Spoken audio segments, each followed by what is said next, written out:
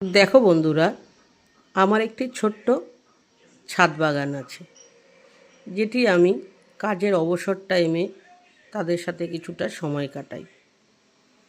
তাদেরকে জল দেই, তাদের বিভিন্ন রকমের খাওয়ার সার প্রয়োজন হয় সেগুলো দেই। গাছ দেখতে কার না ভালো লাগে, সকলেরই গাছ দেখতে ভালো লাগে। গাছে যখন ফুল হয় তখন আরও ভালো লাগে, গাছগুলোর শোভা যেন বেড়ে যায়। প্রতিদিন প্রায় গাছগুলিতে 10-15টা করে জবা ফুল ফোটে। এই যে এখন পদ্মের সিজন, এখন ছাদ বাগানের একটি টবের মধ্যে পদ্ম গাছ করেছি, সেখানে পদ্ম ফুল ফুটবে, দেখতে আরও ভালো লাগবে, ছাদটির শোভা যেন অনেক বেড়ে যাবে। বিভিন্ন রকমের গাছ আছে, ফলের গাছ আছে, জবা গাছের ভ্যারাইটি অনেক রকমের আছে।